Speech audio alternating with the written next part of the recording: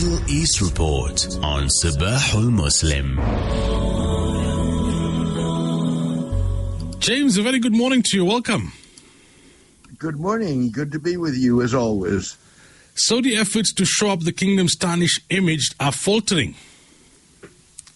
Indeed. So you had the much discussed visit by U.S. President Joe Biden to Saudi Arabia in July, in which there was much talk about the issue of human rights, particularly since the killing in 2018 of the journalist Jamal Khashoggi.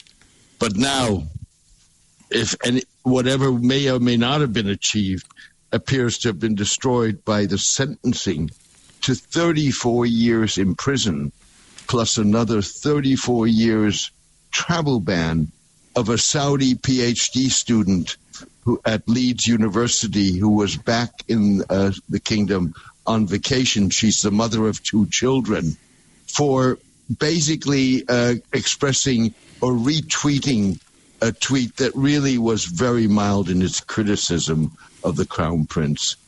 And so that's really cast a serious shadow over the Saudi efforts to improve their image through sports, through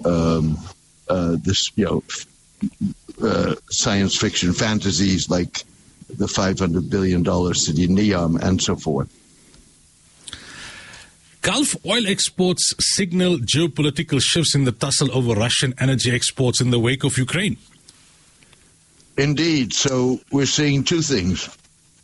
We're seeing the Chinese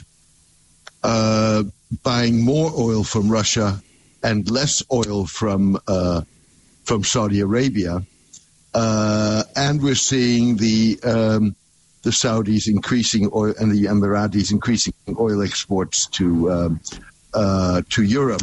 Now, this doesn't necessarily mean that we're seeing paradigm tectonic geopolitical shifts, but it does indicate the way that the Gulf states are trying to balance their relationships with major powers, while the Chinese at the same time are clearly wanting to support Russia. Now, at the same time, no one is waiting any longer for Chinese President Xi Jinping to show up in Riyadh anytime soon. Indeed. A Saudi source, the Saudis leaked to The Guardian about a week ago a story that Chinese leader Xi Jinping was going to visit Saudi Arabia this week.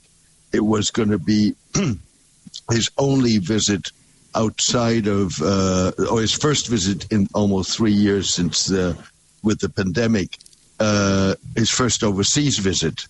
That seemed to be a very unlikely choice for Xi Jinping. First of all, a visit to Saudi Arabia alone in the Middle East would complicate issues. He would also have to go to Iran, probably to the UAE, and there are other countries which he would have to keep in the balance. And that's, I don't think, something that Xi Jinping wants to make a major issue at the moment. Second of all, he's going to be meeting Saudi Crown Prince Mohammed bin Salman in November, at least once, if not twice, one time at the G20 summit in Indonesia, and then the immediate follow-up on that of the Asia-Pacific Economic Summit in Bangkok.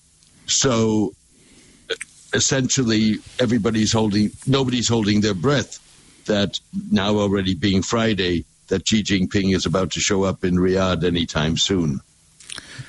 And then finally, Turkish normalization with Israel may be more sustainable than with Syria. Indeed. So we've seen 2 major diplomatic developments on the part of Turkey in the last week. One was the reestablishment of diplomatic relations with Israel and relations with Israel have been strained for more than a decade over multiple, primarily Palestine-related issues.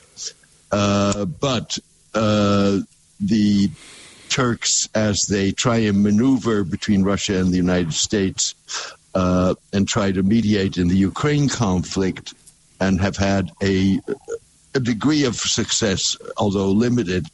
The relationship with Israel becomes much more important because of Israel's influence and support in the United States, as well as for economic reasons, given that Turkey has one of the world's highest inflation rates, with an 80% rate. At the same time, the Turks are reaching out for the first time since the eruption of the Syrian civil war 11 years ago. They're reaching out to the regime of Bashar al-Assad. They're doing that for several reasons. The Russians want them to do it.